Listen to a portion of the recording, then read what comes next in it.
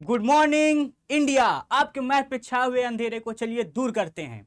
अगर मैं आपसे कहूं कि क्या आप भी उन्हीं बच्चों में से हैं जिनको एलसीएम और एचसीएफ में कंफ्यूजन है, तो चलिए आपके इस कंफ्यूजन को दूर करते हैं और शुरुआत करते हैं अपना टॉपिक जो कि है एलसीएम एचसीएफ से रिलेटेड, जो कि वर्ड प्रॉब्लम से रिलेटेड है, जो कि पीवाईक्यूज में भर भर के पूछे जाते हैं। तो चलिए स्टार्ट करते हैं।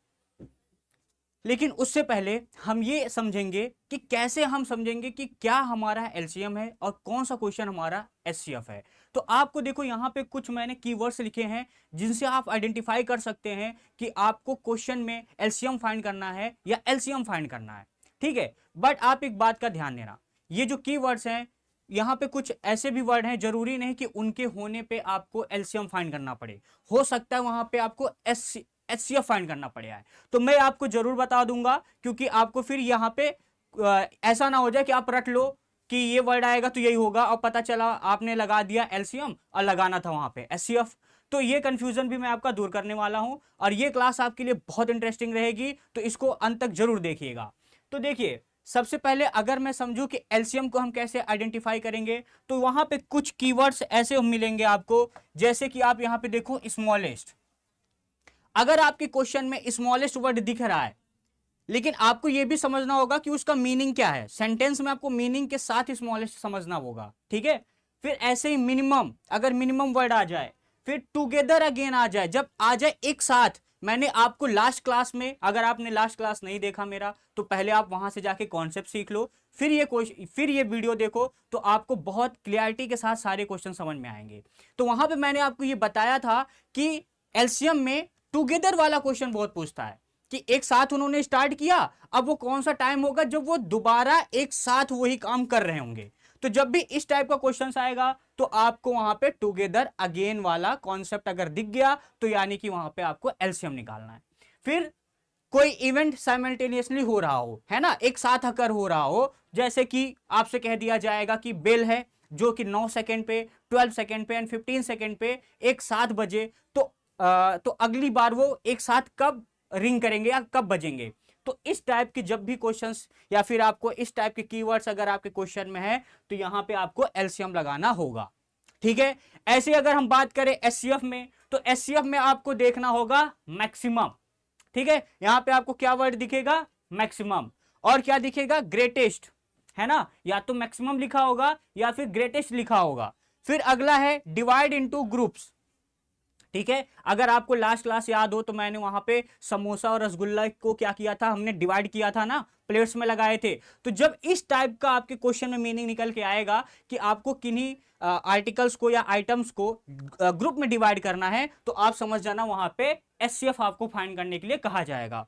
और दूसरा है अरेंजिंग इन रोज, है ना, जैसे कि रोज में लगाना हुआ आपको, जैसे मान लो कह देगा पेड़ है ना, दो तरीके का ट्री कह देगा, मैंगो कह देगा या फिर कोई और ले लो, एप्पल ले लेगा और कहेगा इनको रोज में लगाना है। तो जब भी इस टाइप के कीवर्ड्स आपको दिखेंगे तो समझ जाना वहां पे क्या लगाना है भाई, एचसीएफ। समझ पा रहे हो ना। तो चलो अब आप एक बार इसको आप चाहो तो स्क्रीनशॉट लेके अपने पास रख भी सकते हो, और एक बार चाहो तो आप इसको अच्छे से पढ़ लो, फिर हम आगे बढ़ते हैं।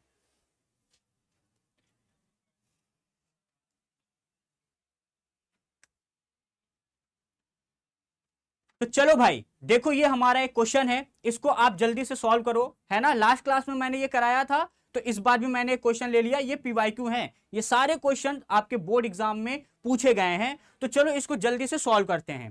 तो यहां पे देखो क्वेश्चन में क्या दिया हुआ है। अब आपको यहां पे देखने में लग रहा होगा कि यह क्या दे दिया, ये है ना, बहुत लग रहा होगा कि ये तो बहुत कंफ्यूजिंग या फिर कहेगा कि बहुत टफ है। नहीं भाई, बहुत सिंपल है, आराम से करना है। देखो बस, देखो यहां पे दो नंबर गिवन है, 98 एंड 28। तो 98 एंड 28 क्या है, हमारा दो नंबर है। अब कह रहा है इन दोनों नंबर का जो एचसीएफ है उसकी वैल्यू यहां पे क्या दे के रखा है इन्होंने, एम, ठीक है। क्वेश्चन बिल्कुल टफ नहीं है, बस एक काम इन्होंने क्या किया कि इन्होंने आपको डायरेक्ट वैल्यूज देने की जगह पे आपके लिए उन्होंने छोड़ के रख दिया कि भाई तुम इसको सॉल्व करके एचसीएफ निकालो। तो क्या हम एचसीएफ नहीं निकाल सकते, क्या निकाल सकते हैं ना आप। तो देखो सबसे पहले आपको यह करना है कि 98 और 28 का आप क्या निकाल लो, प्राइम फैक्टराइजेशन। प्राइम फैक्टराइजेशन कर पाओगे ना आप, अब तो कंफ्यूजन नहीं है। चलो देखो, तो 98 को आप करो प्राइम फैक्टराइजेशन, तो कैसे करेंगे भाई? प्राइम फैक्टराइजेशन के लिए क्या करेंगे? प्राइम नंबर से डिवाइड करेंगे। और हमारा सबसे पहला प्राइम नंबर क्या है? 2। तो आप पहले 2 से देखो क्या ये डिवाइड हो रहा है? हाँ, तो मैं इसको 2 से डिवाइड कर देता हूं, तो ये कितना हो जाएगा? 49। फिर अब देखो, क्या 49 2 से डिवाइड होगा? नहीं।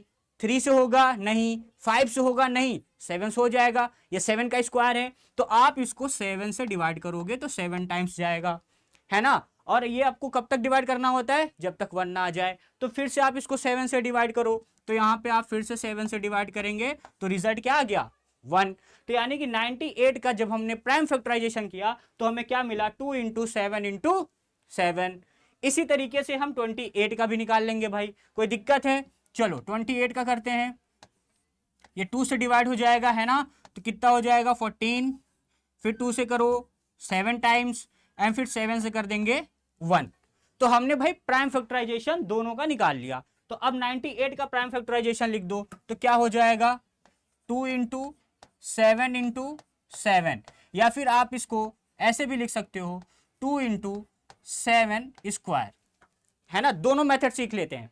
अब इसमें देखते हैं, इसमें क्या था? 2 इंटू 7, तो इसको आप कैसे लिख सकते हो? 2 स्क्वायर इंटू 7। ठीक है, चलो अब आपको निकालना है क्या? HCF। 98 28 दो नंबर थे, दोनों नंबर का जो HCF की वैल्यू इसमें m दे रखा है, तो हमें वही फाइंड करना है कि m की वैल्यू क्या है। तो HCF निकाल लेते हैं हम। तो यहां पे अब आप देखो, HCF निकालने के लिए आप क्या करोगे? HCF यानी कि आपको निकालना है कॉमन फैक्टर। क्या देखना है भाई? Common factor. लेकिन कॉमन फैक्टर आपका क्या होना चाहिए? हाईएस्ट होना चाहिए, सबसे बड़ा होना चाहिए। तो मैंने आपको यह बताया था कि जब भी मल्टीप्लाई वाला केस होगा तब तो आप सीधा देख रहे होगे कि यहां पे ये 2 कॉमन है ना, और यहां पे ये 7 कॉमन दिख रहा है, बस यही 2 कॉमन है और तो कोई कॉमन नहीं है। लेकिन जब पावर लिखे होंगे तो पावर के केस में हम क्या करेंगे भाई? जो स्मॉलेस्ट पावर वाला होगा उसको कंसीडर करेंगे, है ना। ये रटने वाली बात है नहीं, इसको मैंने आपको समझाया है, सिखाया है। आप चाहो तो पहला वीडियो पहले देखो, वहां पे आपको समझ में आ जाएगा। तो देखो यहां पे आप क्या करोगे? देखो 2 यहां पे पावर 1 है और 2 यहां पे पावर 2 है, तो जो स्मॉलेस्ट पावर होता है हमको वो कंसीडर करना होता है। तो आप इसको सॉल्व करने के लिए जो स्मॉलेस्ट पावर वाला कौन सा है? ये है, तो इसको कंसीडर करोगे। ऐसे ही देखो यहाँ पे 7 में पावर 1 है, यहाँ पे 2 है, तो कौन सा कंसीडर करेंगे? लोएस्ट पावर वाला, तो 7 टू दी पावर 1 लेंगे। अब देखो यहाँ पे ये 2, ये दोनों में से एक ले लो, और यहां से देखो 7 ले लो, तो देखो यहाँ पे आंसर 14 और यहां भी आंसर कितना आ जाएगा? 14। तो यानी कि आप चाहे पावर लेके करो, चाहे आप इस तरीके से मल्टीप्लाई के फॉर्म में लिख के तब सॉल्व करो, दोनों में आपका आंसर सेम आने वाला है। ठीक है, मैंने दोनों बता दिया जिससे कि ये ना हो कि सर अगर हम पावर करते तो कैसा होता। ठीक है, तो दोनों आपका कंफ्यूजन क्लियर हो गया। तो चलो, यानी कि अब हमारा जो ये करने का जो पर्पस था वो बस ये जानना था कि यहाँ पे HCF कितना आया? 14। और ये जो 14 है ये क्या है? यही तो है आपका m की वैल्यू। m की वैल्यू क्या है? 14। यानी m हमने फाइंड कर लिया। m की वैल्यू क्या आ गई भाई? 14 आ गई। तो चलो अब हम निकालते हैं, अब क्वेश्चन में आगे पढ़ते हैं और आगे वाली वैल्यू निकालते हैं। कह रहे हैं कि एलसीएम भी हमें निकालना है, और एलसीएम इसने दे के रखा है n, तो हमें एलसीएम भी निकालना है। तो चलो इसको हम एलसीएम निकालते हैं अब जल्दी से। तो ये सब रफ कर देते हैं ना। चलो देखो एलसीएम कैसे आएगा। अब देखो एलसीएम के लिए मैंने क्या बताया था कि जो हम एचसीएफ में करते हैं एलसीएम में हम उसी का उल्टा करेंगे। एचसीएफ में क्या करते हैं हम कि हाईएस्ट पावर नहीं लेते हैं, लोएस्ट पावर लेते हैं। एलसीएम में हम हाईएस्ट पावर लेंगे। एचसीएफ में जो कॉमन नहीं होता है तो हम उसको कंसीडर नहीं करते, लेकिन एलसीएम में जो पावर नहीं है वो भी कंसीडर होगा, है ना। तो एलसीएम निकालने के लिए आप क्या करोगे? देखो यहाँ पे 2 है, यहाँ भी 2 है, तो दोनों में जो हाईएस्ट पावर है वो यहाँ पे है, तो यानी कि हम इस वैल्यू को कंसीडर करेंगे। तो यहाँ पे होगा 2 स्क्वायर मल्टीप्लाई, देखो यहाँ पे 7 की पावर 2 है, यहाँ भी 7 है, तो कौन सा वैल्यू आएगा? जो हाईएस्ट पावर वाला है, तो 7 स्क्वायर हो जाएगा। 2 का स्क्वायर 4, 7 स्क्वायर कितना हो जाएगा? 49, और इन दोनों का मल्टीप्लाई करेंगे तो 98, 98 का डबल कर देंगे तो कितना हो जाएगा? 196। ठीक है, तो इसका डबल कितना हो जाएगा 196। तो ये हमारा एलसीएम आ गया। तो इसका मतलब ये किसकी वैल्यू है भाई, ये वैल्यू आपकी आ गई एन की। तो ये एन निकल गया। अब आपने m भी निकाल लिया, आपने n भी निकाल लिया। अब यहां पे क्या था, फाइंड n माइनस 7m। तो अब करना हमारे लिए इजी हो गया है ना। तो अब जल्दी से हम इसको सॉल्व कर लेते हैं। अब हम बस करेंगे क्या कि अपनी वैल्यूज को क्वेश्चन में पुट कर दो। क्वेश्चन क्या था, n माइनस 7m। अब हमें यहां पे n की वैल्यू क्या है 196 है, और 7 इंटू एम की वैल्यू कितनी आ गई 14। अब आप इसको सॉल्व कर लो तो आपका आंसर मिल जाएगा। तो ये कितना हो जाएगा भाई, मल्टीप्लाई करेंगे तो 196 माइनस, अच्छा एक बात और, कुछ बच्चे ये तो नहीं करेंगे ना भाई कि 196 में पहले तुमने 7 माइनस किया और फिर यहाँ पे 14 का मल्टीप्लाई किया। ऐसे मत करना भाई, गलत हो जाएगा। ठीक है, हम यहाँ पे क्या करेंगे, बॉड मास का इक्वेशन लगाएंगे। तो पहले क्या होगा, पहले आप इन दोनों का क्या करोगे, मल्टीप्लाई करोगे। पहले क्या करेंगे हम, मल्टीप्लाई। उसके बाद आप जो यहाँ पे वैल्यू आएगा 196 से क्या करेंगे, सब्ट्रैक्ट करेंगे। तो चलो मल्टीप्लाई कर लेते हैं। तो इन दोनों का मल्टीप्लाई करेंगे तो हो जाएगा 98, और अब आप इसको क्या करो, सब्ट्रैक्ट कर लो। तो कितना आ जाएगा, 8 आएगा, 18 यहाँ पे। तो ये आपका क्या हो जाएगा फाइनल आंसर। तो यानी कि n माइनस 7m की वैल्यू क्या आ गया आपका, n minus 7m equal to क्या आ गया आपका 98। ठीक है, समझ गए। तो चलो अगला क्वेश्चन देखते हैं।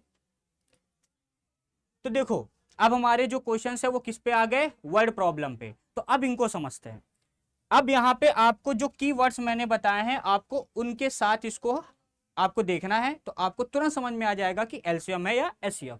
हालांकि यहाँ पे आपको हिंट मैंने पहले से ही दे रखा है, बट ठीक है फिर भी हम इसको अच्छे से समझेंगे। तो देखो सबसे पहले लिखा है फाइंड द स्मॉलेस्ट नंबर।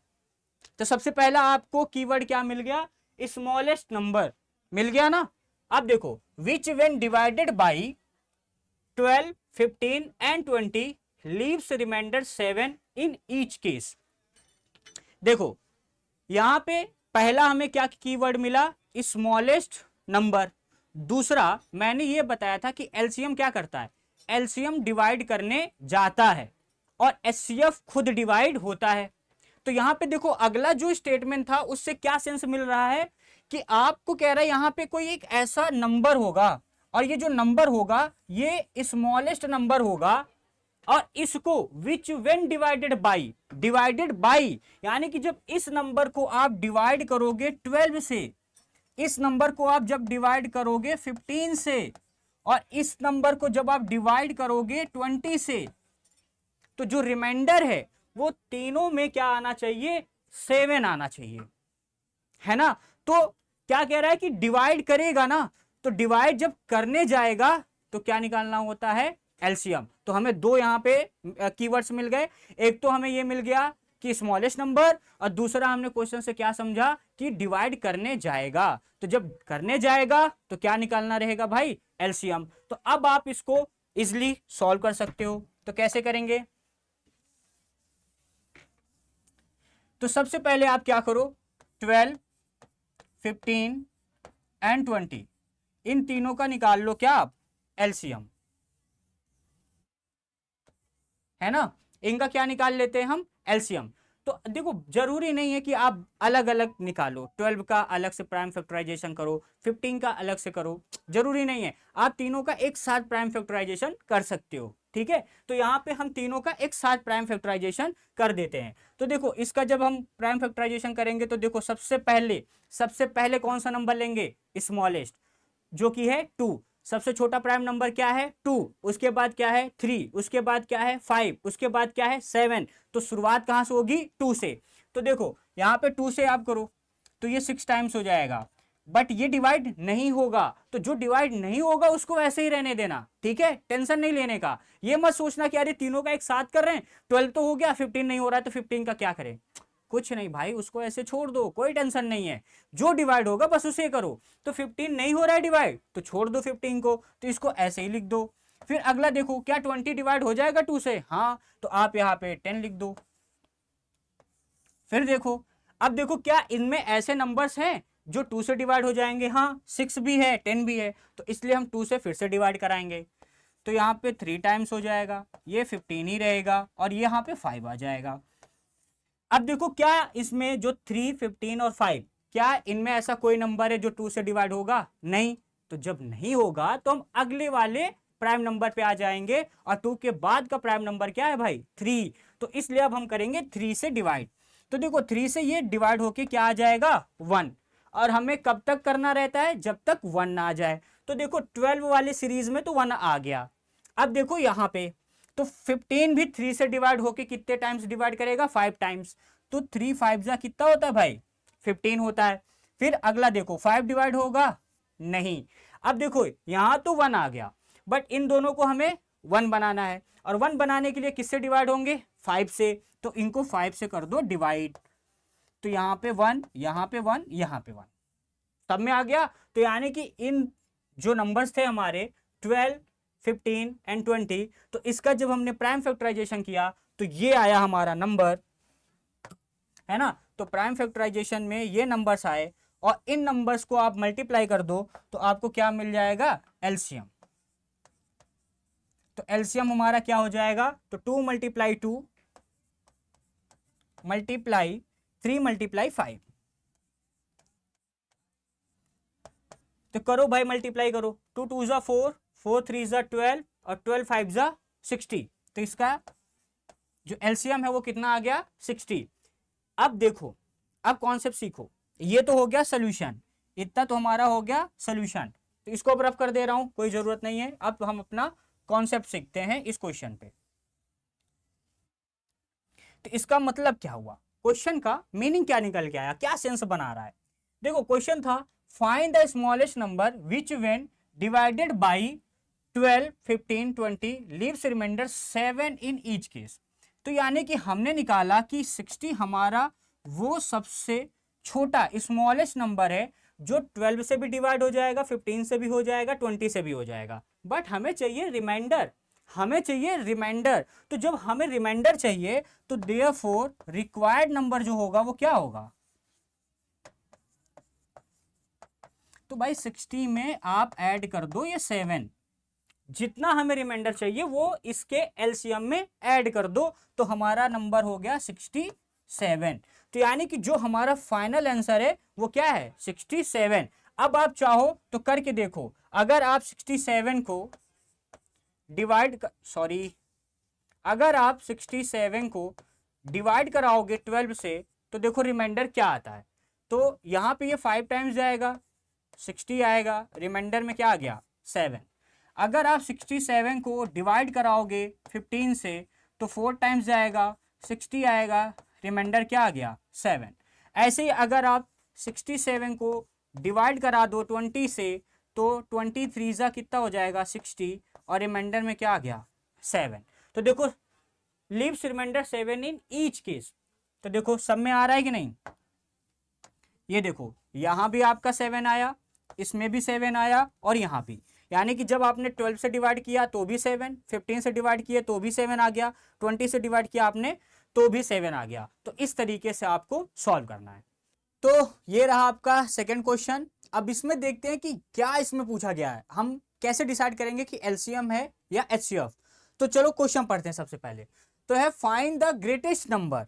देखो यहां पे कीवर्ड मिल गया, क्या मिल गया? Greatest number with that will divide this number so as to leave the same remainder. अब देखो यहां पे समझना, इसके पहले वाला जो क्वेश्चन किया था जिसमें हमने एलसीएम फाइंड किया था उसमें क्या था? उसमें नंबर दिया था 12, 15, 20, और उसमें यह था कि ये 12, 15, 20 डिवाइड करेंगे। लेकिन यहां पे क्या है? देखो समझो, क्वेश्चन का सेंस देखो क्या है कि वो कौन सा सबसे बड़ा नंबर है, वो कौन सा सबसे ग्रेटेस्ट नंबर है। तो कीवर्ड आ गया ग्रेटेस्ट नंबर, और ये जो नंबर होगा जो ग्रेटेस्ट नंबर है, तो जैसे मान लेते हैं कि ये ग्रेटेस्ट नंबर n होगा, ठीक है। तो अब क्वेश्चन क्या है कि वो greatest number that will divide that will divide, यानी कि ये डिवाइड करने जाएगा। उसमें क्या था कि जो गिवन नंबर्स थे वो डिवाइड करने जा रहे थे, किसको? जो नंबर हमें फाइंड करना था। लेकिन यहां पे क्या हो रहा है कि जो नंबर हमें फाइंड करना है वो डिवाइड करेगा, किसको? जो गिवन नंबर है। तो बातें देखो दोनों में चेंज हो गई ना, दोनों अपोजिट हो गए। तो अब यहां से हमें क्या समझ में आ रहा है कि हमें क्या फाइंड करना है? HCF। तो चलो हम इसका HCF फाइंड करते हैं, ठीक है। तो HCF कैसे फाइंड होगा? अब यहां पे एक और टेक्निकल वर्ड आ गया है, क्या? कि यहां पे बताना है कि रिमाइंडर भी लीव कर रहा है, ठीक है। रिमाइंडर भी बताना है भाई, जैसे उसमें रिमाइंडर था यहां भी रिमाइंडर है। लेकिन कोई टेंशन नहीं है, दोनों सॉल्व हो जाएगा, परेशान ना हो। तो कैसे होगा देखो, तो देखो यहां पे हमारे पास क्या क्या नंबर है, तो 43 है, 91 है और हमारे पास है 183। तो अब आप ये बताओ कि कैसे सॉल्व करेंगे। तो सबसे पहले समझो, क्या हम इन तीनों नंबर का आपस में डिफरेंस निकाल लेते हैं, है ना। डिफरेंस कर लेंगे तो हमें ये पता चल जाएगा कि हमें HCF कौन सा नंबर निकालना है। अब यहाँ पे एक कॉन्सेप्ट ये आता है कि सर हम डिफरेंस क्यों करेंगे, तो वो भी बताता हूं, पहले आप क्वेश्चन करना सीख लो।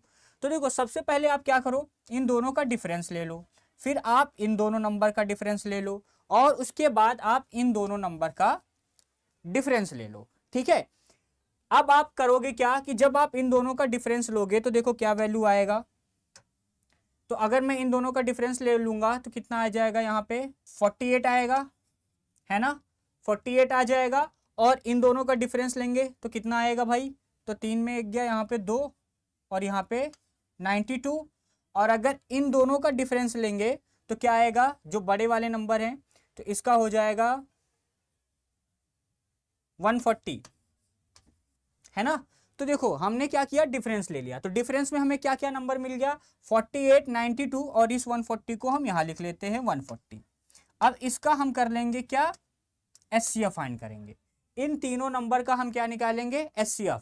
HCF कैसे फाइंड करेंगे, इन तीनों नंबर का हम क्या करेंगे, प्राइम फैक्टराइजेशन। तो प्राइम फैक्टराइजेशन करेंगे 48 का, तो कैसे होगा, तो देखो 48 का प्राइम फैक्टराइजेशन आप करो तो 2 से डिवाइड करेंगे तो हो जाएगा ना 24 टाइम्स, फिर 2 से करो 12, फिर 2 से करेंगे 6, फिर 2 से करेंगे तो 3, तो और उसके बाद 3 से कर दो 1, तो कितना हुआ 1 2 3 4, तो यहाँ पे 2 की पावर 4 इंटू 3।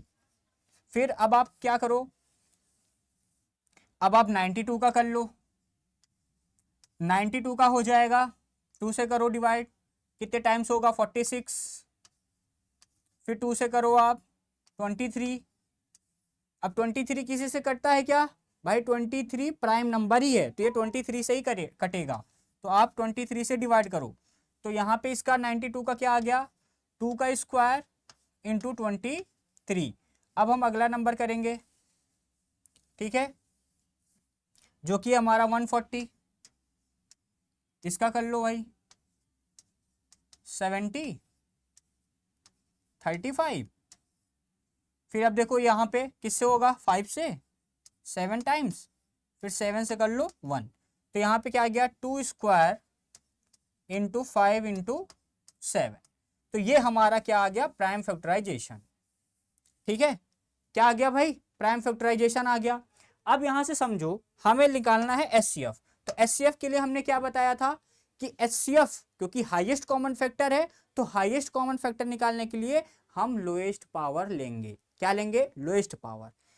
तो आप यहाँ पे पहले तो ये देखो कि क्या नंबर हमारे सब में कॉमन आ रहे हैं, तो अगर हैं तब आप लोएस्ट कॉमन देखोगे, लेकिन अगर कोई भी कॉमन नहीं आया तब। अच्छा अभी इस पे भी आपको बताता हूं कि अगर कोई भी कॉमन नहीं आया तब HCF क्या होगा, अभी उसको भी बताता हूं। तो पहले इसको समझते हैं। तो देखो 48 में 2 है, 92 में भी 2 है और 140 में भी 2 है, तीनों में है, यानी कि 2 कॉमन है।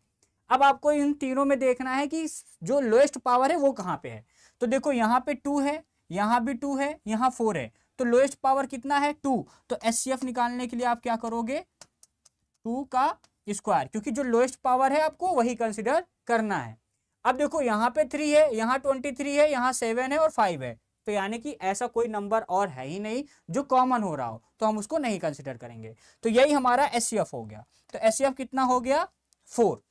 एचसीएफ क्या हो गया 4। अब देखो, अब ये जो हमारा एचसीएफ आया है ना, अब इसको हम अपने क्वेश्चन में चेक करते हैं। क्वेश्चन में क्या था कि वो सबसे बड़ा नंबर बताओ जब मैं इन नंबर्स को डिवाइड करूं तो रिमाइंडर सेम आना चाहिए। तो अब करो, डिवाइड करो। ठीक है, अब डिवाइड कर करके चेक करते हैं। देखो पहला नंबर क्या था 43। 43 को अगर मैं, ये जो हमारा एचसीएफ आया है, जो हमारा ग्रेटेस्ट नंबर आया है, अगर इससे मैं डिवाइड करूं, जो हमारा ग्रेटेस्ट नंबर आया है अगर उससे हम 43 को डिवाइड करेंगे तो क्या रिजल्ट आएगा? तो यहां पे ये 10 टाइम्स डिवाइड होगा, 40 आएगा और रिमाइंडर कितना आएगा 3। ठीक है, अब आगे देखो 91। 91 को डिवाइड कराओ आप 4 से, 4 2 जा 8, यहां से डिफरेंस 1, फिर ये 1 यहां पे आ जाएगा, है ना, इसको आप यहां पे लिख लोगे। तो अब आप डिवाइड करोगे तो 4 2 जा 8 और यहां पे डिफरेंस कितना आया, और सॉरी रिमाइंडर कितना आया 3। आ गया कि नहीं? देखो यहां भी रिमाइंडर क्या आया 3, यहां भी रिमाइंडर क्या आया 3। और क्वेश्चन में क्या था कि जो रिमाइंडर है वो क्या आना चाहिए, सेम होना चाहिए हर एक केस में। हर केस में मतलब इसमें भी, इसमें भी, इसमें भी। तो देखो इन दोनों में तो रिमाइंडर सेम हो गया 3। अब चेक करते हैं 183 में। तो इसके लिए कहाँ के करें भाई, कहाँ करें सोल्यूशन? इसको रफ कर दें, है ना, अब तो समझ ही गए होगे। तो इसको मैं रफ करके यहाँ पे सोल्यूशन कर दे रहा हूं। तो देखो 183 को करो अब 4 से डिवाइड, तो 4 टाइम्स जाएगा 16, यहाँ पे रिमाइंडर कितना आएगा 2, यहाँ पे आ जाएगा 3, फिर कितना टाइम्स 5 टाइम्स 20 और यहाँ पे कितना आ गया 3। तो देखो यहाँ पे जब हमने इस 43, 91 और 183 को हमारे ग्रेटेस्ट नंबर जो कि हमारा 4 आया हुआ है, जब हमने इस 4 से डिवाइड किया इन तीनों नंबर को, तो जो रिमाइंडर रहा वो तीनों में क्या रहा, सेम रहा, है ना। देखो यहाँ भी 3 आया, इसमें भी देखो 3 आया और यहाँ भी देखो 3 आया। तो यही तो क्वेश्चन था कि रिमाइंडर आपका क्या होना चाहिए, सब में सेम होना चाहिए। तो बस ऐसे ही सॉल्व करना है, और कुछ इसमें ऐसा कुछ नहीं है कि बहुत टफ है, बहुत आसान क्वेश्चंस हैं। बस आपको कॉन्सेप्ट सीखना है कि कैसे होगा। बस पहला तो आपने पहचान करना सीख लिया, उसके बाद अब आप उस पर अपना कॉन्सेप्ट लगा दो, बस हो गया खत्म, है ना। तो अब आपको यहाँ पे मैंने एक बात बताई कि अगर नंबर, मान लीजिए आपने किसी दो नंबर का आपने प्राइम फैक्टराइजेशन किया और कुछ भी कॉमन नहीं आया, तो सर एचसीएफ क्या होगा? तो एलसीएम भी क्या होगा, एचसीएफ क्या होगा, दोनों समझ लो। ठीक है, दोनों समझ लेते हैं। अब जैसे मान लो हमारे पास कोई एक नंबर है, ठीक है, जैसे हम नंबर ले लेते हैं 9 और एक नंबर हम क्या ले लेते हैं 16।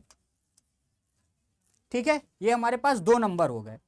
अब अगर मैं 9 का प्राइम फैक्टराइजेशन करूंगा तो क्या आएगा 3 × 3, और अगर मैं 16 का प्राइम फैक्टराइजेशन निकालूंगा तो क्या आएगा 2 × 2 × 2 × 2, है ना, यही आएगा। ठीक है भाई, अब यहाँ पे एक चीज समझो, क्या दोनों में कोई कॉमन है? कोई नंबर ऐसा आ रहा है जो दोनों में कॉमन हो रहा हो? नहीं, यहाँ पे 3 3 है और यहाँ पे 2 2 2 है, तो कोई भी कॉमन नहीं। तो जब कोई भी कॉमन नहीं तो एचसीएफ क्या बनेगा 1, तब एचसीएफ क्या हो जाएगा 1। ठीक है, क्योंकि देखो यहाँ पे 1 तो होगा ही, यहाँ पे 1 लिख लोगे, कोई टेंशन है क्या, कोई दिक्कत है क्या? नहीं, यहाँ भी 1 होगा और इसमें भी 1 होगा।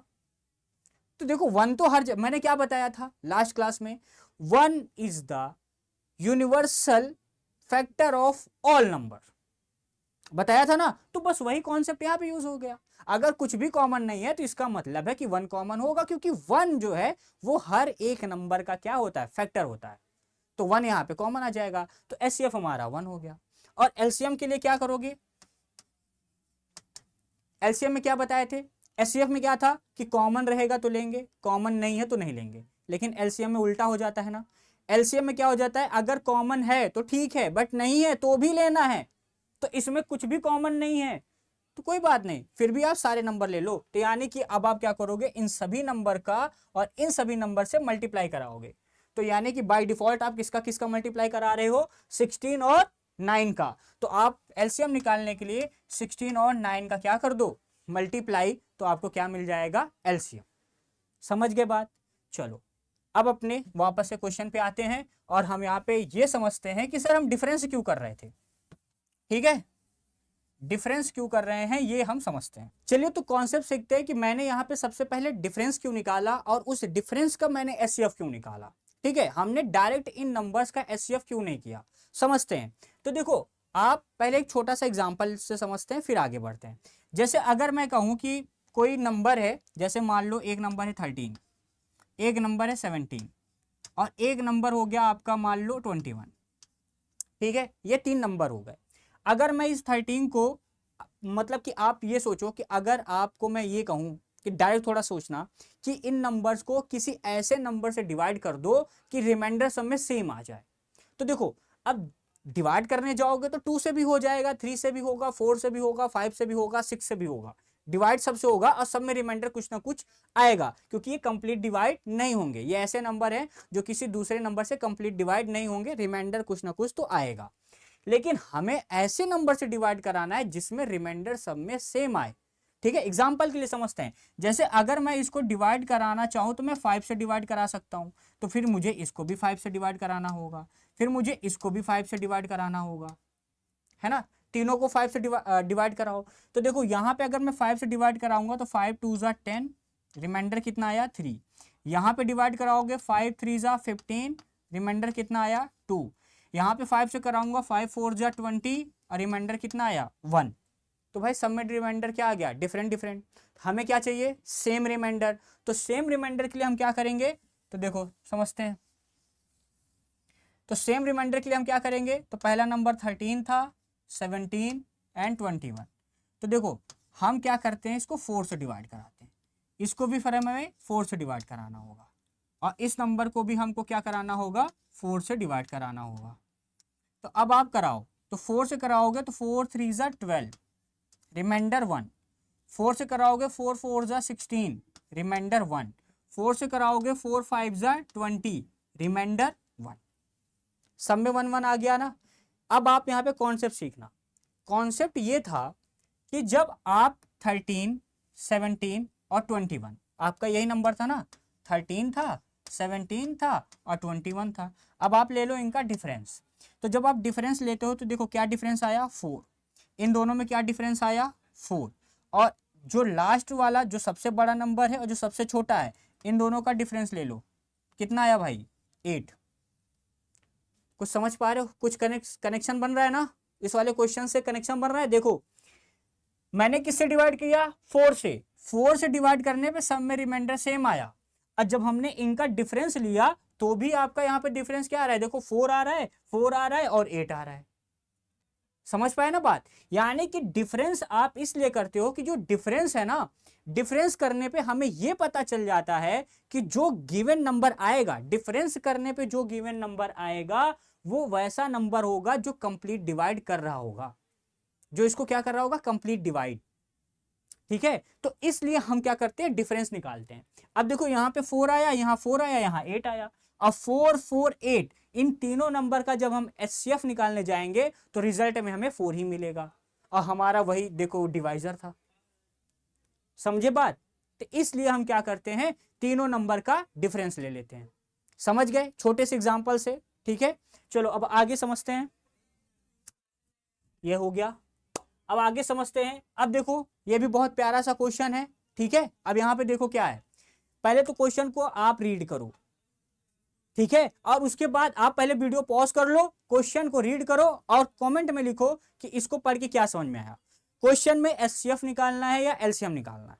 हालांकि यहाँ पे मैं लिख देता हूं हिंट के लिए, लेकिन आप फिर भी आप पढ़ो और आप खुद रीजन आप अपने दिमाग में सोचो कि अगर ये एचसीएफ है तो क्यों है, और अगर ये एलसीएम हो रहा है तो क्यों हो रहा है। आपको रीजन अपने दिमाग में खुद ही सोचना है। ठीक है, तो आप इसको सोचो, फिर जब तक मैं इसको क्वेश्चन को रीड करता हूं और समझते हैं कि क्या है भाई। तो देखो क्वेश्चन में ये है कि एक फार्मर है, उसके पास मैंगो ट्री है। कितने मैंगो ट्री है, 306। और उसके पास ऑरेंज ट्री है, कितने हैं, 657। He wants to arrange them. देखो आ गया भाई, आ गया ना, कीवर्ड आ गया समझ में। क्या लिखा हुआ है, अरेंज देम इन रोज। बस मिल गया, कीवर्ड हमें मिल गया। सबसे पहला कीवर्ड अरेंज इन रोज। मैंने बताया था जब अरेंज इन रोज आएगा तो हम क्या करेंगे, एचसीएफ निकालेंगे। पहला कीवर्ड। आगे बढ़ते हैं। अब आगे कह रहा है such that each row contains the same number, यहां पे ध्यान देना, same number of trees and only one type of tree. Only, देखो दो कंडीशन दिया। पहले तो ये बोला कि भैया हमारे जो ट्री है ना वो इक्वल होने चाहिए, और दूसरा कंडीशन ये था कि एक रो में सेम वैरायटी का ट्री होना चाहिए। यानी कि अगर एक रो है, आपने एक रो ले लिया, तो इस रो में मान लो एग्जाम्पल के लिए आपने एक रो लिया, तो इस रो में अगर आप पेड़ लगा रहे हो तो इस रो में सिर्फ और सिर्फ मैंगो के ही पेड़ लगाने हैं, ऑरेंज के मत लगा देना, ठीक है, सिर्फ मैंगो के ही लगाने हैं, पहला। दूसरा कि इसमें अगर आपने मान लो 10 पेड़ लगाए तो अगले वाले रो में भी आपको 10 ही लगाने हैं, फिर अगले वाले में भी आपको 10 ही लगाने होंगे, ठीक है। तो अगर आपने यहाँ पे मान लो मैंगो के लगाए हैं तो आपको 10 मैंगो के लगाने होंगे, तो इस वाले में 10 ऑरेंज के लगा दो, फिर आप 10 मैंगो के लगा दो। यानी कि आपको एक रो में सेम वैरायटी का ट्री लगाना है और इक्वल नंबर ऑफ ट्री लगाना है हर रो में, और ऐसा करते हुए कोई भी पेड़ छूटना नहीं चाहिए। यानी कि आप अपनी मर्जी से, ऐसा नहीं कि कुछ भी लगा दिए, आप अपनी मर्जी से 10 लगा दिए कि एक रो में 10 लगा देते हैं, नहीं, आपको इस तरीके से लगाना है कि हर रो में सारे पेड़ लग जाएं और इक्वल नंबर में लग जाएं। ऐसा ना हो कि किसी में कम हो गया, किसी में ज्यादा हो गया, ऐसा नहीं होना चाहिए। तो उसके लिए हम क्या करेंगे, एचसीएफ निकालेंगे। जब भी ऐसे कंडीशंस बनेंगे तो क्या निकालेंगे, एचसीएफ निकालेंगे। तो चलो अब इसको सॉल्व करते हैं। अब मुझे नहीं लग रहा है कि अब आपको इसको सॉल्व करने में दिक्कत होगी क्या भाई, अब तो जल्दी से कर ले जाओगे ना। तो चलो करते हैं। तो देखो नंबर क्या है हमारा 306 और क्या है 657। अब इनका आप निकाल लो प्राइम फैक्टराइजेशन। अब प्राइम फैक्टराइजेशन करने में कोई दिक्कत है क्या, नहीं, कर ले जाओगे। तो अब यहाँ पे जल्दी से आप कर लो प्राइम फैक्टराइजेशन। पे हमारा नंबर हो गया 306, इसको हम करेंगे 2 से डिवाइड, तो 2 से करेंगे तो कितना हो जाएगा 15 एंड 3। फिर अब देखो क्या ये 2 से डिवाइड होगा, नहीं, बट ये 3 से हो जाएगा, तो 3 5 जा 15 और 3 1 जा 3। फिर देखो 3 से हो जाएगा, है ना, कितने टाइम 17 टाइम्स। फिर आप इसको कर दो 17 से, तो हो गया पहले नंबर का प्राइम फैक्टराइजेशन हो गया। अब सेकंड का निकालते हैं जो कि है हमारा 657। इसको करो आप 657, इसका प्राइम फैक्टराइजेशन करो, तो क्या ये 2 से होगा, नहीं, क्यों, क्योंकि लास्ट डिजिट क्या है 7। 2 से डिविजिबल कब होगा, अगर लास्ट डिजिट में 0 हो, 2 हो, 4 हो, 8 हो, ठीक है, तो वो 2 से होगा, ये डिविजिबिलिटी रूल है। चलो अब यहाँ पे देखो तो किससे हो जाएगा, ये 3 से हो जाएगा क्या, तो ये 3 से हो जाएगा, तो 3 से करो, 3 2 जा 6 एंड 19 3 जा 57। अब देखो क्या ये 3 से हो जाएगा, हाँ, तो 3 से करेंगे 3 7 जा 21, 3 3 जा 9। अब देखो 71 क्या किसी नंबर से डिवाइड होता है क्या, नहीं, क्यों, क्योंकि 73 प्राइम नंबर है भाई, तो ये किसी और से डिवाइड क्यों होगा। तो यहाँ पे आपने दोनों नंबर का क्या निकाल लिया, फैक्टर। तो अब आप यहाँ पे लिख दो, फैक्टर यहाँ पे हो गया। तो अब आप इसको सॉल्व कर लो। अब क्या, अब तो कुछ बचा ही नहीं है यहाँ पे करने के लिए। तो देखो क्या नंबर था 306, इसका आपने क्या निकाला 2 इंटू 3 स्क्वायर इंटू 17, और यहाँ पे 657 का क्या आ गया 3 स्क्वायर इंटू 73, बस हो गया। अब यहाँ पे आपको ले लेना है कॉमन। कॉमन के लिए आप देखो यहाँ पे 2 है बट इनमें 2 नहीं है, तो 2 कॉमन नहीं आएगा। यहाँ देखो 3 है, यहाँ भी 3 है, तो कॉमन आएगा, लेकिन कॉमन में क्या आएगा, जिसका पावर लोएस्ट होगा। लेकिन यहाँ पे दोनों में पावर सेम है तो कोई टेंशन नहीं है। तो एचसीएफ के लिए आप क्या करोगे, पावर ले लोगे आप इन दोनों को, तो 3 का स्क्वायर ही आ जाएगा। फिर अगला देखो यहाँ 17 है, यहाँ 73 है, तो ना ये कॉमन आएगा ना ये कॉमन, सिर्फ कॉमन क्या आया, ये वाला नंबर। तो बस आप इसी को कॉमन कर दो, तो 3 का स्क्वायर कितना हो जाएगा 9। तो अब आप ध्यान से समझना, एचसीएफ क्या आ गया 9। तो यानी कि हमारा जो रिक्वायर्ड जो नंबर था वो क्या आ गया 9, यानी 9 हमारा एचसीएफ हो गया। ऐसे समझो कि हर रो में, 9 का क्या मतलब हुआ कि हर रो में आपको 9 पेड़ लगाने हैं। कितने लगाने भाई? 9 पेड़ लगाने हैं बस। ठीक है, और आगे पढ़ते हैं, आगे क्या था? हाँ, तो देखो आगे क्या, आगे का लाइन क्या था? Find the maximum number, maximum number, ये भी तो कीवर्ड था। मैक्सिमम नंबर मतलब एचसीएफ। तो find the maximum number of trees in each row, in each row. ठीक है, तो क्या हो जाएगा हमारा आंसर? 9। यानी कि हर रो में हम कितने पेड़ लगाएंगे? तो 9 पेड़ लगाएंगे बस। तो अब हो गया हमारा आंसर कंप्लीट। तो देखो ये तो रहा हमारा इस क्वेश्चन का सॉल्यूशन। लेकिन मैंने आपको एक चीज और बताया था कि भाई रटना तो नहीं है, क्योंकि अब आप देखो यहाँ पे एक ऐसा वर्ड आएगा जो आपको कंफ्यूज कर देगा। समझो, अगर मैं यहाँ पे देखो, यहां तक तो क्वेश्चन हो गया, यहां तक क्वेश्चन हो गया। Find the minimum number of rows required to plant the tree. देखिए क्या क्वेश्चन बना देगा, यहां पे क्वेश्चन बना देगा, मैं अलग से लिख दे रहा हूं, कह देगा find the minimum number of rows to plant the tree. ठीक है भाई, अब वो ये नहीं पूछ रहा है कि एक रो में ज्यादा से ज्यादा कितने पेड़ लगाएं, अब वो ये पूछ रहा है कि कितने, मतलब कम से कम रो आए। ठीक है, रो आपका जो होना चाहिए वो कम से कम हो, तो मिनिमम आ गया ना वर्ड। अब बहुत बच्चे होंगे जो रटे होंगे, तो रटने से काम नहीं चलेगा ना भाई, आपको कंसेप्ट भी तो सीखना है, नहीं तो ऐसे ट्रैप में फंसोगे। तो आपको यहाँ पे जैसे ही बोलेगा ना मिनिमम नंबर, तो आप अरे सर ने तो बोला था मिनिमम आए तो एलसीएम, तो हो गया आपकी फील्डिंग सेट, आप गए काम से।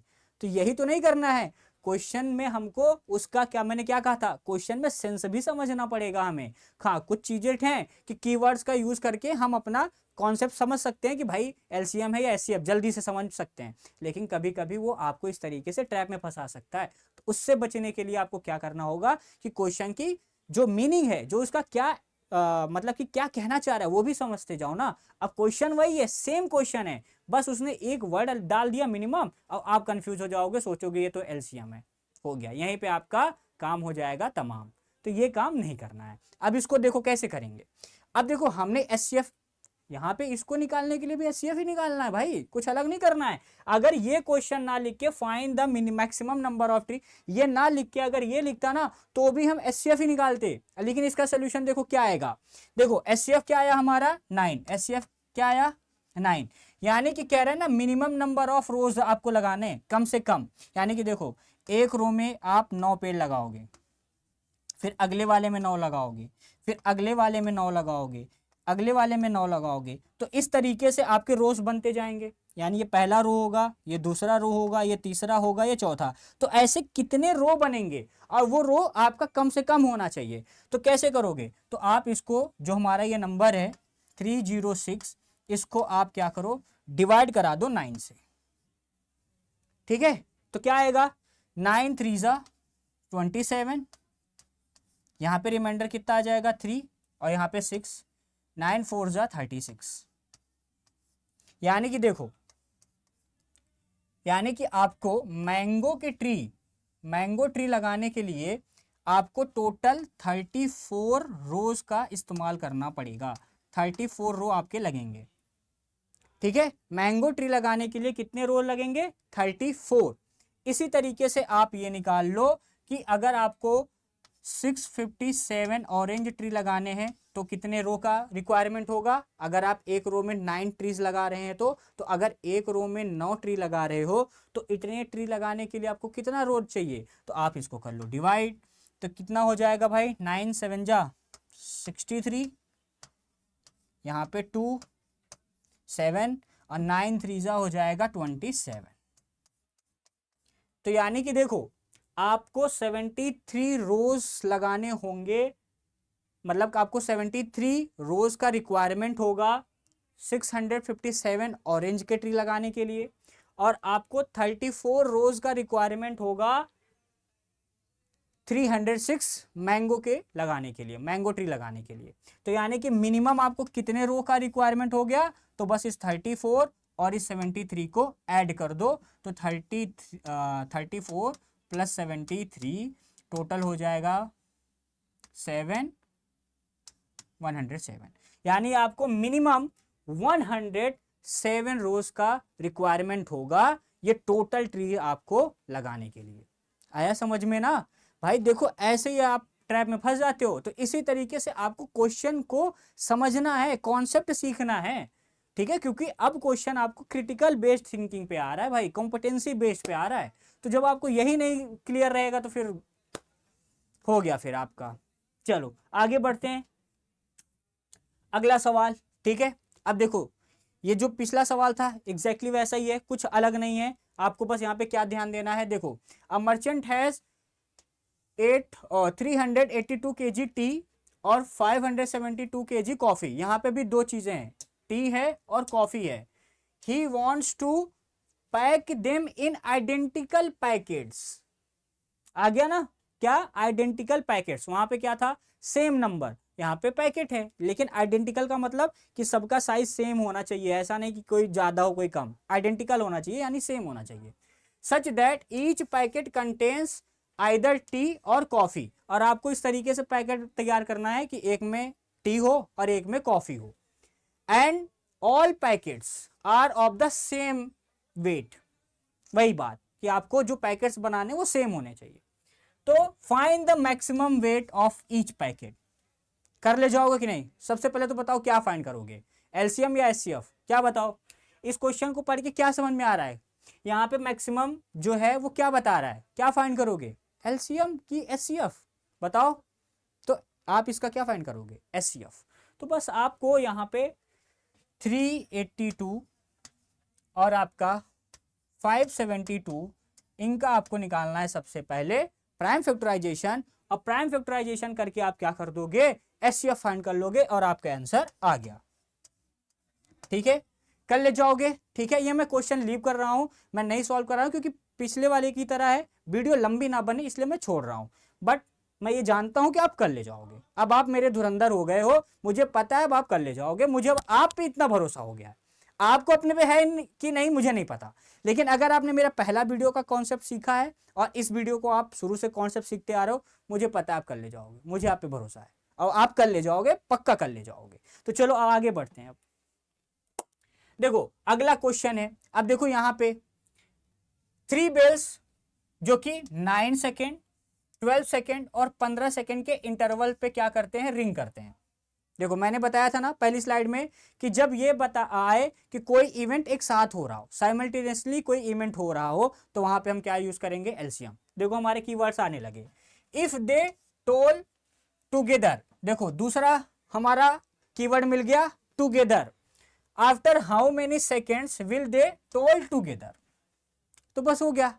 अब तो मुझे पता है, अब आप तो धुरंधर हो गए होगे, पक्का आपने सोच लिया होगा कि इसमें एलसीएम निकालना है क्वेश्चन पढ़ते ही। अब आपका आंसर भी एकदम राइट है कि हम इसमें क्या निकालेंगे, एलसीएम। तो अब आपको क्या करना है, कुछ नहीं, 9, 12 और 15 इन तीनों का निकालना है एलसीएम। और अब हम एलसीएम के लिए प्राइम फैक्टराइजेशन अलग अलग नहीं एक साथ कर सकते हैं, तो हम यहाँ पे एक साथ कर देते हैं। तो अब आप देखो सबसे पहले किससे डिवाइड करो, 2 से। जब भी आप प्राइम फैक्टराइजेशन करोगे तो सबसे पहले जो 2 आपका प्राइम नंबर है पहले उससे डिवाइड करो, फिर अगले वाले पे जाओ, फिर अगले वाले पे जाओ। तो देखो 2 से कोई डिवाइड हो रहा है क्या, हाँ 12 हो रहा है, तो इसलिए 2 से करो। तो ये तो 9 ही रहेगा, यहाँ पे 6 आ जाएगा, यहाँ पे 15 रहेगा। फिर अगला देखो 6 हो जाएगा तो इसलिए 2 से कर देंगे, तो 9, 3 और यहाँ पे 15 ही रहने दो। फिर देखो 3 से करो तो 3 से 3 हो जाए, ये 9 कितने टाइम्स, 3 टाइम्स हो जाएगा, ये तो 1 हो जाएगा और ये 5 हो जाएगा। अब अगला करो फिर से देखो 3 से, तो ये 1 हो जाएगा, ये 1 हो जाएगा और यहाँ पे 5। अब अगली बार करेंगे 5 से, तो देखो ये तो 1 है ही, ये 1 है ही, ये भी 1 हो जाएगा। ठीक है, स्पेस नहीं था। तो यानी कि जब हमने इसका प्राइम फैक्टराइजेशन किया, किसका, 9 का, 12 का और 15 का, तो हमें क्या मिल गया, prime factorization 2 into 2 into 3 into 3 into 5। तो यानी कि आप इसको ऐसे लिख सकते हो 2 स्क्वायर इंटू 3 स्क्वायर इंटू 5। अब इसका स्क्वायर कितना हो गया, 4, इसका स्क्वायर हो गया 9 और यहाँ पे 5। 5 4 जा 20 और 29 में 9 में मल्टीप्लाई होगा तो 180। तो ये आपका क्या आ गया 180 सेकेंड, यानी कि एलसीएम आपका आ गया 180 सेकेंड। यानी कि अब क्वेश्चन को समझो, क्वेश्चन में ये था कि भैया 3 बिल थे, कितने बिल थे 3, 1 2 3 बिल थे। ये वाला बज रहा था 9 सेकेंड पे, ये बज रहा था 12 सेकेंड पे और ये बज रहा था 15 सेकेंड पे। तो कहा कि तीनों एक साथ बजे। अब मान लो अभी जस्ट अभी ये तीनों एक साथ बजे, तो अब अगली बार वो कौन सा टाइम हो रहा होगा या कितने समय बाद वो तीनों एक साथ फिर से बजेंगे। तो आप क्या करोगे, इन तीनों का एलसीएम निकालोगे। एलसीएम क्या आया 180, यानी कि अगर अभी ये तीनों एक साथ बजे हैं तो 180 सेकंड बाद ये तीनों एक साथ फिर से बजेंगे और फिर 180 सेकंड बाद उसके ये तीनों एक साथ फिर से बजेंगे। यानी कि अगर अभी बजे हैं तो अगला बजेंगे 180 पे, फिर अगला होगा 360 पे, 540, फिर आएगा 720। हाँ ठीक है, अब सही है। तो यानी कि अब कोई दिक्कत है बताओ करने, क्या अब आपको इन सब क्वेश्चन को करने में दिक्कत हो रहा है? नहीं हो रहा होगा बिल्कुल, क्योंकि अब आप हो गए हो माहिर, अब आप हो गए हो धुरंधर। अब ये सब क्वेश्चन अब आपके लिए टफ नहीं है, अब आप इजीली कर जाओगे। ठीक है, तो चलो आगे बढ़ते हैं। ठीक है, अब देखो सेम क्वेश्चन, कुछ नहीं करना है। अब आपको देखो 2 अलार्म क्लॉक है और दोनों जो है 50 मिनट और 60 मिनट के इंटरवल पे क्या हो रहे हैं, रिंग कर रहे हैं। हमें बताना है, ये देखो आ गया ना, दे रिंग टुगेदर एट 6 बजे। यहाँ पे ये दोनों सुबह के 6 बजे एक साथ रिंग किए थे। अब हमें ये बताना है कि अगली बार वो दोनों एक साथ किस टाइम पे क्या करेंगे, रिंग करेंगे। तो बस कुछ नहीं करना है आपको, 50 मिनट है 60 मिनट है, इन दोनों का आपको क्या निकालना है, एलसीएम। डायरेक्ट निकालेंगे आप, डायरेक्ट करो, 2 से करो ये हो जाएगा 25, ये हो जाएगा 30, फिर 2 से करो ये हो जाएगा 25 ही रहेगा, ये कितना हो जाएगा 15। अब आप देखो 3 से करो तो ये तो 25 ही रहेगा, बट ये हो जाएगा 5। अब आप 5 से करो तो 5 से ये हो जाएगा 5 और ये हो जाएगा 1। अब आप फिर से 5 से कर दो तो ये भी 1 और ये भी 1। तो यानी कि आपका एलसीएम कितना आ गया, तो एलसीएम आपका हो जाएगा यहाँ पे, अब इनका मल्टीप्लाई कर दो, 2 इंटू 2 इंटू 3 इंटू 5 इंटू 5। तो आप करोगे 2 इंटू 2 इंटू 3 इंटू 5 इंटू 5। तो देखो यहाँ पे ये 2 का मल्टीप्लाई कर दोगे 4, इन दोनों का हम कर देंगे तो कितना हो जाएगा भाई 3, और यहाँ पे 5 और 5। देखो 4 में 3 का करेंगे 12 और 12 में 5 का कर देंगे तो कितना हो जाएगा 60, और 60 में ये 5 और मल्टीप्लाई कर देंगे तो हमारा एलसीएम कितना आ जाएगा 300।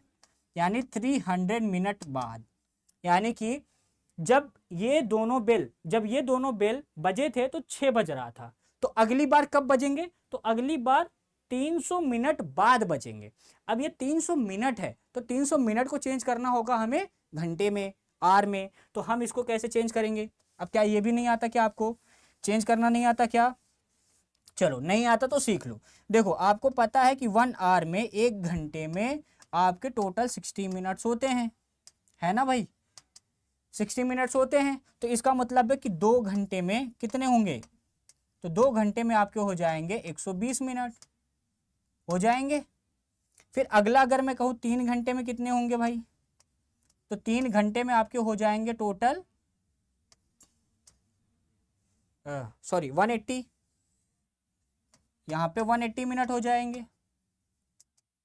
ठीक है, तो ऐसे ही चौथे घंटे में कितने हो जाएंगे, या तो आप इस तरीके से करो, सोचते जाओ एक एक नंबर को, या तो फिर अब आप अपना क्या करो, मेंटोस वाला दिमाग लगाओ। मेंटोस का दिमाग कैसे लगेगा, मेंटोस का दिमाग ऐसे लगेगा कि आप ये देखोगे कि अगर 60 मिनट में 1 आवर हो रहा है तो 1 मिनट में कितना होगा, तो 1 मिनट में हो जाएगा 1/60 आवर। ठीक है, तो आपको निकालना है कितना 300 मिनट में, तो 300 मिनट के लिए आप यहाँ पे 300 का मल्टीप्लाई करा दो तो आपको पता चल जाएगा 300 मिनट का। तो 300 मिनट में आपका कितना आर होता है पता चल जाएगा। डिवाइड करो भाई, 0 से 0 कैंसिल, 6 से करा देंगे ये 5 टाइम्स, तो आपके टोटल कितने आर आ जाएंगे 5 आर। यानी कि 5 घंटे बाद ये दोनों बेल एक साथ फिर से रिंग करेंगे। तो 5 घंटे बाद, तो अगर अभी का सुबह के 6 बजे अगर ये लोग एक साथ बजे थे तो अगली बार कितने बजे बजेंगे, तो भाई 6 में 5 घंटे जोड़ दो तो कितना आएगा 11 बजे, यानी कि वो मॉर्निंग के 11। तो टाइम रिक्वायर्ड टाइम कितना आ जाएगा, रिक्वायर्ड टाइम कितना हो जाएगा। तो अगर अभी वो बज रहे हैं AM, तो इसमें 5 आवर आप और ऐड कर दोगे, तो यानी कि वो 11 बजे फिर से एक बार क्या होंगे, रिंग करेंगे। बस हो गया, क्वेश्चन कंप्लीट। इतना ही करना था आपको, ठीक है। अब अगर आपको LCM HCF से जो भी क्वेश्चन है अगर वो आपको समझ में आ गया तो कमेंट में जरूर बताइएगा कि आपको क्लास कैसा लगा। और इसके साथ साथ मैंने आपके लिए कुछ और क्वेश्चंस भी रखे हैं जो कि बोर्ड एग्जाम में आया हुआ है, साथ ही साथ ये आपके टॉपिक से रिलेटेड है। हाँ, बट ये LCM HCF से नहीं रिलेटेड है, कुछ और है, कुछ दूसरा कॉन्सेप्ट है। तो चलो अब उसके सीखते हैं, ठीक है। और इसको ये आपको अभी तक का जो LCM HCF का जो फियर था, जो आपको डर था, जो आपका कंफ्यूजन था, ये दूर हुआ कि नहीं, कमेंट में जरूर बताइएगा, ठीक है। तो चलो अब आपका जो अगले कुछ और ऐसे कॉन्सेप्ट है जो बोर्ड में पूछे गए हैं अब उनको करते हैं। तो चलो भाई अब देखते हैं, कुछ इस टाइप के सवाल भी आपसे पूछे जाते हैं बोर्ड एग्जाम में। तो चलो इनको कैसे करेंगे। देखो क्वेश्चन क्या है कि आपको बताना है कि यहाँ पे 2 क्वेश्चन है, मैं दोनों को करा देता हूँ। यहाँ पे है कि आपको ये बताना है कि ये जो नंबर लिखे गए हैं, जो पहला है 5 × 11 × 13 + 13, क्या ये कंपोजिट नंबर होगा, क्या ये कंपोजिट नंबर होगा। और कंपोजिट नंबर हमने क्या सीखा था, जिसके 2 से ज्यादा फैक्टर होंगे तो वो कंपोजिट नंबर होगा। तो चलो प्रूफ करते हैं इसको। तो देखो अब यहाँ पे सबसे पहले हम क्या करेंगे, नंबर ले लेते हैं हमारा जो कि है, देखो पहला वाला सॉल्व करते हैं, ठीक है। पहला वाला क्वेश्चन करते हैं जो कि है 5 × 11 × 13 + 13, ठीक है। तो कैसे सॉल्व करेंगे, तो हम इसको सॉल्व करेंगे 5 × 11 इंटू इन दोनों को ऐड कर देंगे, 13 + 13 कितना हो जाएगा 26। यही करोगे क्या, यही करोगे, तो फिर गए भाई, तुम्हारी फील्डिंग सेट है।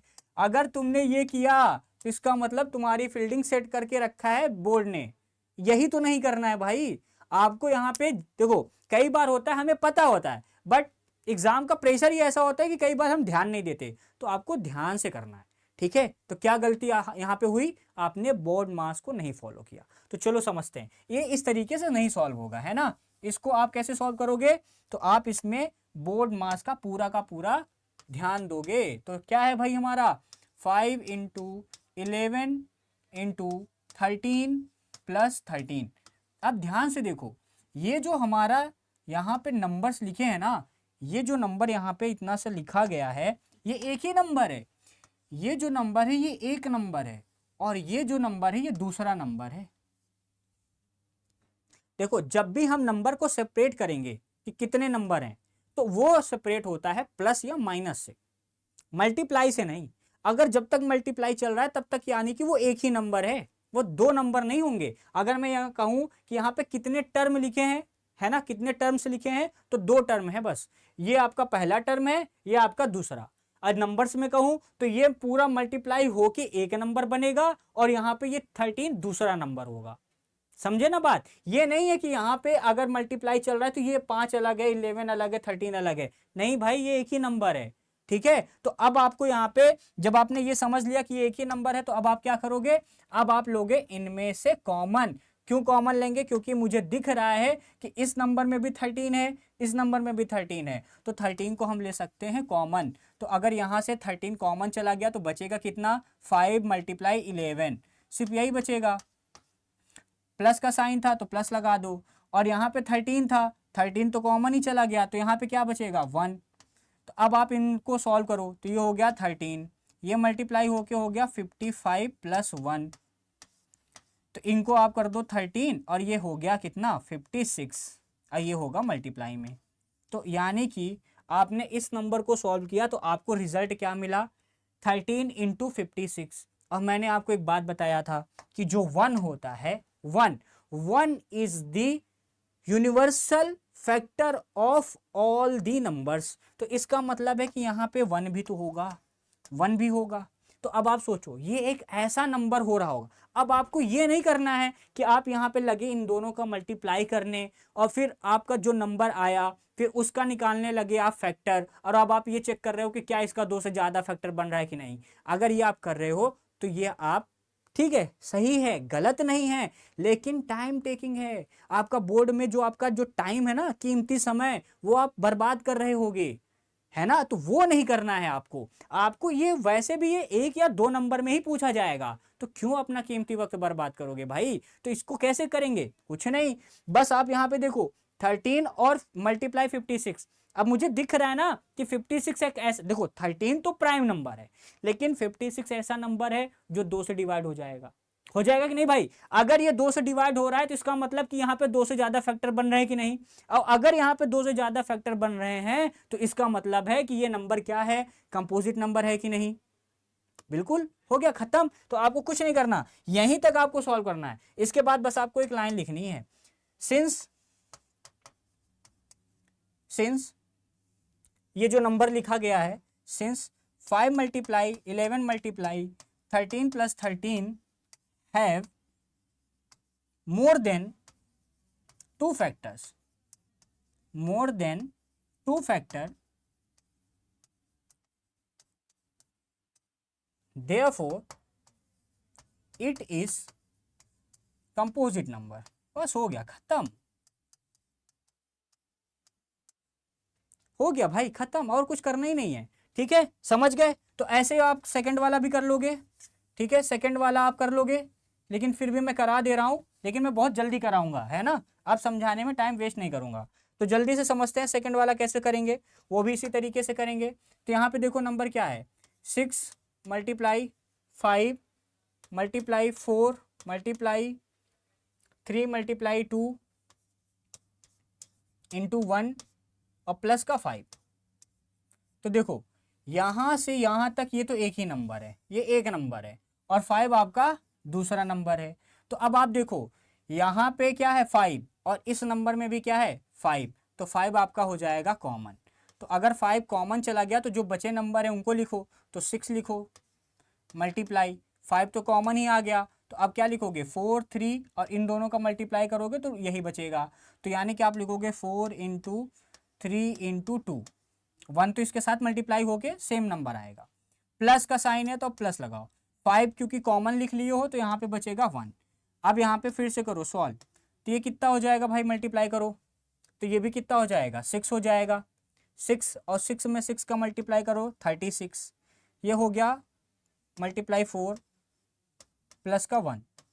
अब इसको सॉल्व करो, 36 का डबल कितना होता है 72, और 72 का डबल कितना हो जाएगा 144, तो यानी कि इसका मल्टीप्लाई हो जाएगा 144 और प्लस का 1, और यहाँ पे क्या है 5 है।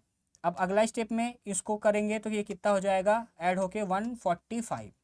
अब आपको यहाँ पे दिख रहा होगा कि जो ये 145 है ये ऐसा नंबर है जो 5 से क्या हो रहा है, डिवाइड हो रहा है। साथ ही साथ ये ऐसा नंबर है, हाँ ये किससे डिवाइड हो रहा है 5 से, तो यानी कि इसके मोर देन 2 फैक्टर हो गए ना। तो अगर इस नंबर के मोर देन 2 फैक्टर हो गए तो इसका मतलब ये क्या हो गया, कंपोजिट नंबर। तो बस आपको यहां भी इसमें भी लिखना है सिंस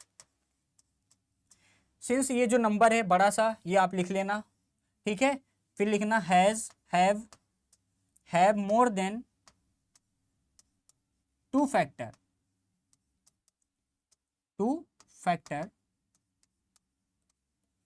सो देयरफॉर, फिर ये नंबर लिख लेना या फिर लिखना शॉर्ट में इट इज कंपोजिट नंबर,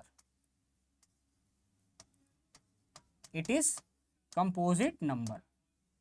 बस हो गया, दैट्स इट, इतना ही करना है आपको, ठीक है। चलो अब अगला क्वेश्चन देख लेते हैं और क्या है इससे रिलेटेड। ओहो भाई बहुत अच्छा सवाल है, ठीक है, बोर्ड में आता है और कई बार होता है बच्चे कर भी नहीं पाते, कंफ्यूज हो जाते हैं। भाई देखो क्या है इसमें, कुछ नहीं है, बस देखो क्या बोल रहा है यहाँ पे। एक आपको बस ये नंबर जो दिख रहा होगा आपको ये कंफ्यूज कर रहा है, ये क्या लिखा है, ये क्या लिख दिया इसने, बस यही होगा ना कंफ्यूजन वाला पार्ट, वो भी गायब हो जाएगा। देखो जो कैपिटल एन है ना वो डिनोट करता है आपका नेचुरल नंबर, ठीक है। जो कैपिटल एन होता है वो किसको डिनोट करता है, नेचुरल नंबर को। और अब यहाँ पे आप समझो क्वेश्चन में क्या है, कह रहा है कि आपको 4 टू द पावर एन, छोड़ो यार, छोड़ो, ऐसे समझो, ऐसे समझो। अगर मैं आपसे कहूँ, आपको मैं कहूँ 4 टू द पावर 100 है, 4 की पावर 100 है, तो बताओ अगर मैं 4 की पावर 100 करूंगा तो लास्ट डिजिट क्या जीरो आएगा क्या? लास्ट डिजिट जीरो होगा क्या? नहीं, नहीं होगा जीरो। क्यों नहीं होगा? चलो देखो समझो। अगर मैं इसको ऐसे सॉल्व करूं, अगर मैं यहाँ पे जो क्वेश्चन है 4 टू द पावर n, और n यहाँ पे क्या है आपका, n यहाँ पे ये जो लिखा है ना, तो ये है n जो कि ये रिप्रेजेंट कर रहा है, और इस सिंबल को बोलते हैं बिलोंग। क्या पढ़ते हैं? बिलोंग। तो आपको यहाँ पे बताया जा रहा है कि n belongs to natural number, यानी कि ये जो छोटा n है इसकी वैल्यू नेचुरल नंबर होगी। तो n की वैल्यू क्या होगी? Natural number. और नेचुरल नंबर आपके क्या होते हैं? 1 2 3 4 एंड सो ऑन इनफाइनाइट तक। तो अब आप क्या करना है, ये 4 की पावर जो n है ना, तो n की जगह पे आपको नेचुरल नंबर्स रखने हैं। अगर आप 1 रखोगे तो रिजल्ट क्या आएगा? 4। अगर आप स्क्वायर यानी 2 करोगे तो कितना होगा? 16। अगर आप 4 की पावर 3 करोगे तो क्या आएगा आपका? 16 से कितना हो जाएगा भाई? 64।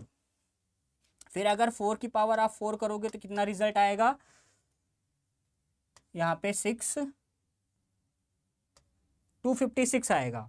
फिर अगला करो, 4 टू द पावर 5 करो, ठीक है? तो 4 टू द पावर 5 करेंगे तो 102 आएगा, ठीक है? फिर ऐसे ही अगर 4 टू द पावर 6 करेंगे तो कितना हो जाएगा? ठीक है।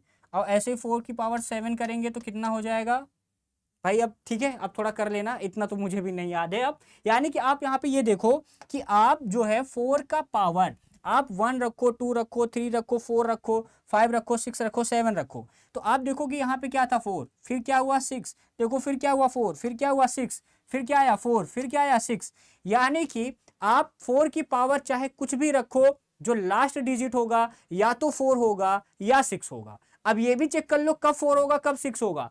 जब देखो आपका पावर ऑड हो रहा है, देखो जब जब आपके पावर्स क्या है? ऑड में है, तो आपका जो लास्ट डिजिट है वो क्या आ रहा है? 4। देखो यहाँ भी ऑड नंबर है ना, पावर किस में है? ऑड में है।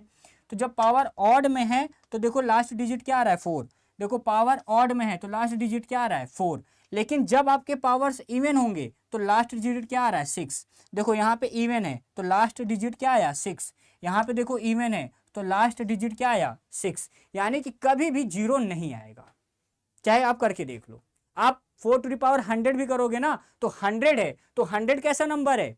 अगर मैं कहूं कि 4 टू द पावर 100 है तो बताओ लास्ट डिजिट क्या आएगा? तो अगर 100 है तो 100 क्या है? Even number. और देखो इवन नंबर का लास्ट डिजिट क्या आ रहा है? 6। तो यानी कि अगर आप इसका पावर निकालोगे ना तो आपका जो लास्ट डिजिट होगा वो क्या आएगा? 6 आएगा। ऐसे अब मैं आपको कोई भी नंबर दे दूं और बोलूं कि जैसे मान लो मैं आपसे कहूं कि 4 टू द पावर 256 का लास्ट डिजिट क्या आएगा बताओ, तो क्या अब आपके लिए मुश्किल है क्या बताना? 256 कैसा नंबर है? इवन। तो इवन नंबर है तो लास्ट डिजिट क्या हो जाएगा? 6। खत्म बात, खत्म भाई, कुछ नहीं है, खत्म। ठीक है, ऐसे ही करना है आपको भी, ऐसे ही आपको अपने कॉन्सेप्ट के साथ करना है, कुछ भी रटने की जरूरत नहीं है। और ना ही आपको मैथ कभी भी रटा जाता है, ना मैथ कभी रटा जाता है, ना आपको मैथ रटने की जरूरत है। बस आप कॉन्सेप्ट सीखो, जो क्वेश्चन बोल रहा है उस पे जो क्या चीजें आगे पीछे की हैं बस वो उस पे एडजस्ट करो और देखो आपका सोल्यूशन आ जाए। आगे का कौन सा है? हाँ भाई देखो, सेम क्वेश्चन, सेम क्वेश्चन, इसलिए मैं सिर्फ समझाऊंगा, प्रूविंग आप बुक में देख लेना यार, प्रूविंग तो आपको बुक में भी मिल जाएगा, इसको सिर्फ समझाते हैं, सिर्फ समझो। देखो अब यहाँ पे क्या कह रहा है, सेम वही बात है, check whether 6 to the power n can end with the digit 5। क्या 6 टू द पावर n का जो लास्ट डिजिट होगा वो कभी 5 होगा? तो चलो चेक करते हैं। तो अगर मैं कहूँ 6 टू द पावर n है और यहाँ पे कह रहा है n की वैल्यू क्या है? नेचुरल नंबर है। तो यानी कि अगर n हमारा नेचुरल नंबर है तो n की वैल्यू 1 होगा, 2 होगा, 3 होगा, 4 होगा, 5 होगा, 6 होगा एंड सो ऑन। ठीक है, तो अब आप देखो, तो अब आपको यहाँ पे क्या है? 6 टू द पावर n है ना, तो n की वैल्यू आप रखते जाओ, n की वैल्यू आप रखते जाओ। ठीक है, चलो देखो, तो अगर मैं 6 टू द पावर 1 करूँगा तो आंसर 6 आएगा। अब यहाँ पे n की जगह पे मैं 2 रखता हूँ तो ये हो जाएगा 36। फिर अगर मैं x6 की पावर 3 करूँगा तो ये कितना हो जाएगा? ये हो जाएगा 216। फिर अगर मैं 6 टू द पावर 4 करूँगा तो कितना हो जाएगा 1296। फिर आगे करो 6 टू द पावर 5 करेंगे तो कितना हो जाएगा। अब मैं थोड़ा कैलकुलेटर का यूज़ कर ले रहा हूँ जिससे कि थोड़ा सा जल्दी जल्दी सॉल्व हो जाए, है ना। तो ये हो जाएगा। अगर मैं 6 टू द पावर 6 करूँगा तो कितना हो जाएगा भाई, तब ये हो जाएगा 46656। यानी कि देखो कुल मिलाए जुलाए के हमें क्या पता चला। देखो यहाँ ही है कि भैया देखा 6 की पावर 1 रखा, 2 3 4 5 6 7 8 कुछ भी रखो, पावर कुछ भी रखो, लास्ट डिजिट आपको क्या मिल रहा है 6। लास्ट डिजिट क्या है 6। तो क्या इसका फैक्टर करने पे आपको कभी भी जो आप यहाँ पे 6 टू द पावर n करने पे उसका लास्ट डिजिट कभी भी 5 आएगा? कभी नहीं आएगा। ठीक है, तो अब आप यहाँ पे क्या कर सकते हो, अब आप इसको अपने कॉपी में जब करोगे, यानी कि जब सोल्यूशन करोगे बोर्ड के एग्जाम में, ये तो समझने के पर्पज से हो गया, तो आप वहां पे दिखाओगे 6 का फैक्टर करोगे। 6 का आप क्या करोगे फैक्टर, तो 6 का फैक्टर करने पे आपको क्या मिलेगा, आपको मिलेगा 2 इंटू 3। 6 का फैक्टर करने पे क्या आपको क्या मिलेगा 2 इंटू 3। अब देखो 5 कब बनेगा, लास्ट डिजिट 5 कब बनेगा, अगर उसके फैक्टर में 5 होगा तभी बनेगा, नहीं तो नहीं बनेगा। ठीक है, नहीं तो नहीं बनेगा। तो जैसे अब आप यहाँ पे देखो 6 के यहाँ पे फैक्टर है 2 इंटू 3, क्या 5 है? नहीं, तो 5 नहीं है, तो इसका मतलब है कि इसका कभी भी फैक्टर जो भी बनेगा, सॉरी फैक्टर कह रहा हूं, इसका जो लास्ट डिजिट होगा वो कभी भी 5 नहीं होगा। ठीक है, तो अब आप इसका प्रूविंग लिख सकते हो। ठीक है, अगला क्वेश्चन देखते हैं। तो चलो भाई इतना ही था आज के लिए। आपका अभी तक का जो भी हमने स्लाइड थे वो सारे क्वेश्चंस मैंने आपको करा दिए, और मुझे ये उम्मीद है कि आपको ये सारी चीजें समझ में आई होंगी। और अगर नहीं आई हैं तो वो आप मुझे कमेंट में बताओ, और अगर आपको ये सारी चीजें समझ में आई हैं तो उसको भी आप कमेंट में जरूर बताइएगा, ताकि मुझे उससे मोटिवेशन मिले कि मैं जो आपको समझा रहा हूँ बता रहा हूँ आप उसको अच्छे से समझ पा रहे हो। ठीक है, तो आज के लिए इतना ही। अब अगला जो टॉपिक होगा, जो अगला वीडियो आने वाला है, वो आने वाला है रैशनल और इरेशनल पे, जहां हम ये सीखेंगे कि √2 कैसे इरेशनल होता है। और ये इतना इंपॉर्टेंट प्रूविंग है कि बोर्ड एग्जाम में ये क्वेश्चन तो आना ही आना है, अभी से लिख लो, बोर्ड एग्जाम में आना ही आना है। आपको इसकी जो प्रूविंग होती है ना, आपको रट लेनी है भाई, क्योंकि अगर आप ये सोच के जा रहे हो कि ये क्वेश्चन नहीं आएगा तो फिर मैं क्या बोलूं भाई, ये हर बार आता है, इस बार भी आएगा, और ये समझ लो फ्री के नंबर हैं आपके लिए। ठीक है, तो आप इस वीडियो को अपने दोस्तों के साथ शेयर करिएगा। तब तक के लिए जय हिंद, और जो भी चीजें हैं आप कमेंट में बताइएगा ताकि मैं और इंप्रूवमेंट कर सकूं। तो आपके लिए आज के लिए इतना ही। जय हिंद, वंदे मातरम। अगली वीडियो में मिलते हैं जहां पे हम सीखेंगे इरेशनल नंबर को।